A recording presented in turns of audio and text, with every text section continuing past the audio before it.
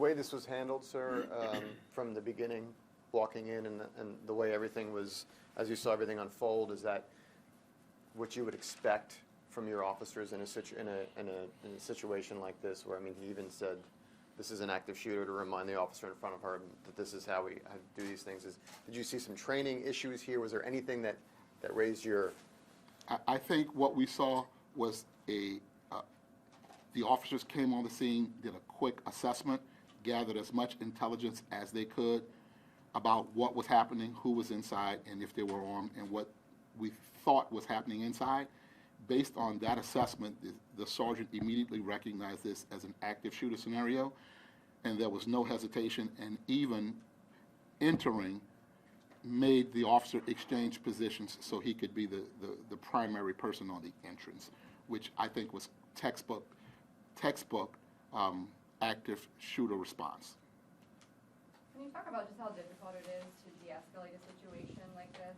It is very difficult, especially people dealing with mental defects. It is, while we're not saying that this is that, it is extremely difficult because we're working to protect our own lives, we're working to save and protect others who are around us, and we're working to save and protect the person with whom we are interacting. And we're taking in everything that is happening within our spatial awareness while keeping our focus on the person who could very well cause harm, violence, and death. And I think they were able to do that. So this is very, very unique. No two situations are the same. Although we called it a textbook approach, no two situations are the same. And I think they're to be commended on their bravery and their courage, recognizing what was at hand, recognizing what could happen, and running towards it rather than away from it, and not hesitating. Was the shooter, had he been a patient, or had he visited the clinic in the past? To my knowledge, he had been there in the past. Was he prohibited from coming back, or was there any reason that he shouldn't have been allowed in that you guys were aware of? Not to our knowledge. Was the gun registered to him, or do you know anything about the gun that he had? The gun was not registered to him. We do know who the registered owner is, and we are running that lead out. But the gun was absolutely not registered to Mr. Pinckney. What kind of gun was it? It was a revolver, .357 Magnum. And what kind of rifle? Sergeant Shiflett was shooting an M4 Colt. Did you find any other weapons on Mr. Pinckney or in his residence? No other weapons were found in his residence. However, he did have on his person extra rounds for the revolver.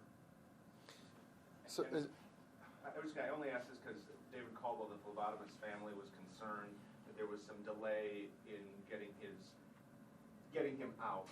They said he was the first person shot, and they thought they heard the last person to leave. I don't know if you can address that at all. Referring to? The phlebotomist who was killed there, David Caldwell. The family had said they were concerned because they heard he was the first person shot, but the last body was done to save him. We had information about someone firing a weapon inside. There was information perhaps that someone was shot inside as we went in. But as you saw, this encounter took place, and then there becomes procedural and protocol issues of systematically searching for evidence and or further armed persons, should I say, and those protocols led us to doing a sweep and search of the place where we located the second subject. But then it was a crime scene at that point already. Then we processed it according to the way we would follow our procedures about processing a crime scene.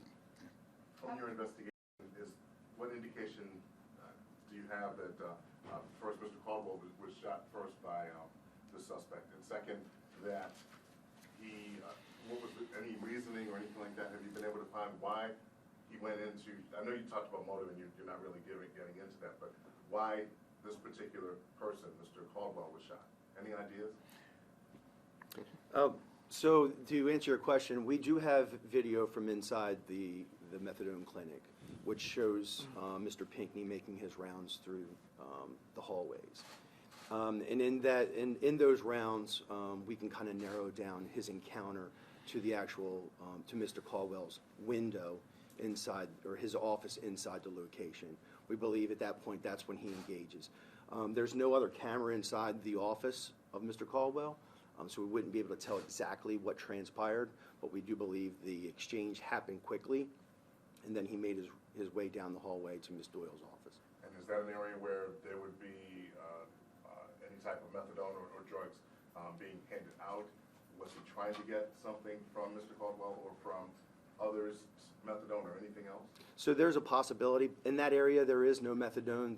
The hallway in which you see the incident take place is the dispensing area. And having him been involved or been at that clinic before would make sense that he knew exactly where he was going. But we don't know the exact encounter as to why him and Mr. Caldwell engaged. How many people were in the clinic at the time of the shooting? I'd say at least 5, maybe 6 or more. Sergeant Shiflett was a patrol rifleman, so he had that M4 with him. Is it protocol to have someone who, I'm not sure how many, I still haven't got an answer how many patrol riflemen you have sworn on the force, but is it protocol to have someone like that lead in a situation like this, or did he just happen to be on that scene? Like, how does that work? Well, he was on the scene, and as he was making an approach to join the other officers who were there, he was either the second or third person there. We were receiving information about an armed person inside, and that a gun had been fired inside. We immediately recognized that as an active shooter scenario, so that protocol would have been the correct protocol. For him to be carrying a patrol rifle, and then for him to take the lead would have been the correct protocol as well. All right. All right. Thank you all. Thank you very much. One last question, any update on the sergeant? The sergeant was released from the hospital on Sunday. I think he's his condition is improving, but he was able to walk and get into a vehicle, was in good spirits. I was able to spend about an hour with him on Saturday with his wife and him and his family. And we expect a full recovery, and we're wishing him a speedy and prosperous recovery. Can we also ask you an update on the deputy commissioner and how he's feeling and how he's doing after what happened this weekend? He's a civilian deputy commissioner. He and his wife